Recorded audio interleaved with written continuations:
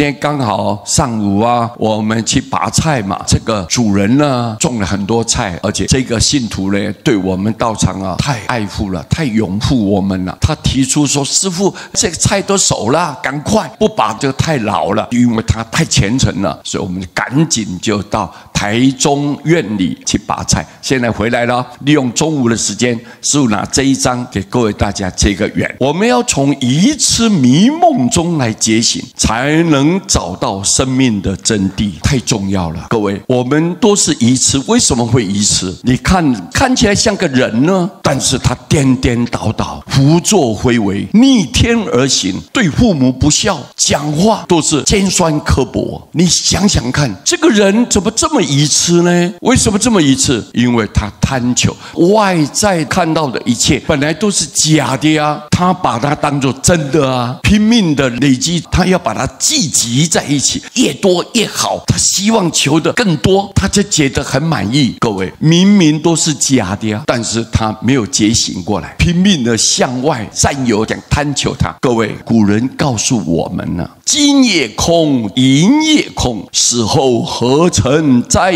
手中？田也空，地也空，换过多少主人翁名也空，利也空，荒郊野外土一轰。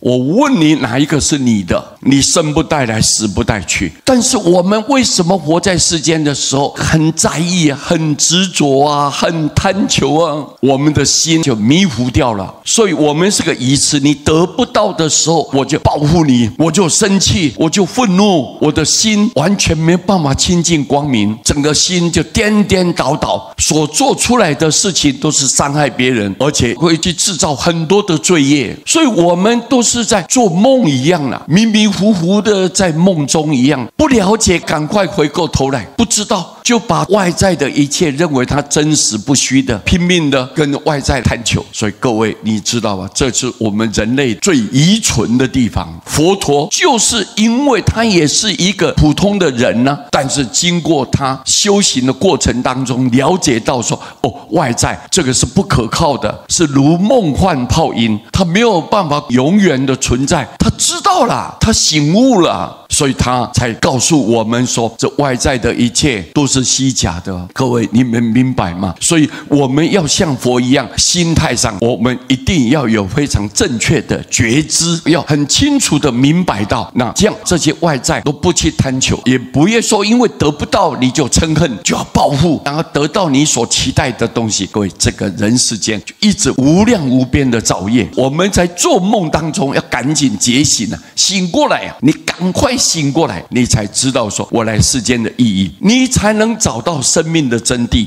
原来我要找到真正的意义在哪里，是让我自己的灵性不起烦恼，不起妄想，不要散乱心，我的灵性能够干净，非常光明。越干净的灵魂才会到好的地方如果我的灵性是肮脏的，是污染的，是被整个环境诱惑了，那灵性就很污浊，很肮脏。肮脏的灵魂，你自然感召极黑暗的地点。你如果迷失了自己，你要找到真正来这个世间转世投胎的目的，就完全丧失，荡然无存。所以我们要从愚痴迷梦中赶快觉醒，醒过来。六祖大师他觉悟了以后，他说我们的本性是清净，是光明的，没有任何污染的。我们的本性是没有生灭的，不生不灭的，知道吗？这是我们的本性。我们的本性就是你的神识，它不会动摇的，不起烦恼的，不起散乱心。但是为什么我们有这么多的烦恼不断？因为我们太在意外在的东西。一个人跟你讲什么话，你马上摆在心里面，胡思乱想。你听了，你觉得中意了，你觉得很满意，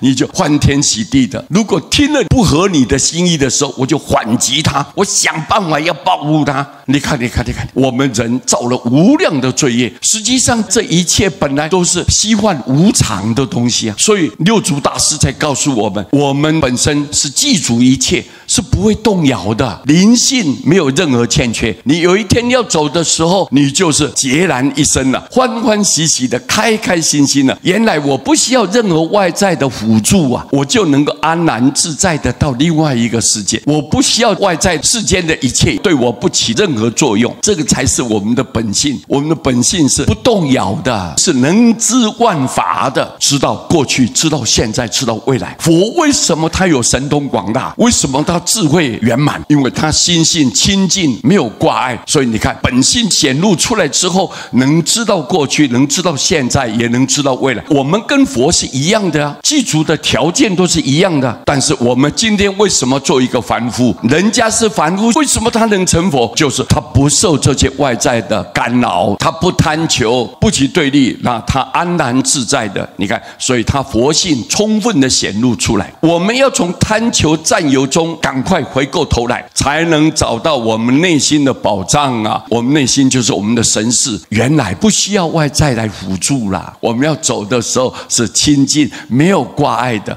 欢喜满足的。你要到哪里就到哪里，清清楚楚，明明白白。我要回到我原来的地方。所以这一章，我们希望所有世界各地的莲友们一定要赶紧觉醒回来，不要在外在一直攀缘啊、贪求啊、想去占有啊。你看，所以我师父写了一个单子，我们不气、不恨、不贪、不比较，我不攀缘，我欢欢喜喜的、快快乐乐的过日子，让我的灵性充满了无限的柔软心、慈悲心，对不对？而且没有跟别人起了一种恩怨是非、跟人家对立的心，没有，完全没有这些外在。那么一心一意，我们求解脱，你的灵性越光明，你未来的日子充满着幸福希望。各位听明白没有？明白。好，今天非常感谢大家占有你们一点点时间，但是这一章呢，我觉得非常的重要，对不对？好，感谢大家，阿弥陀佛。阿弥陀佛。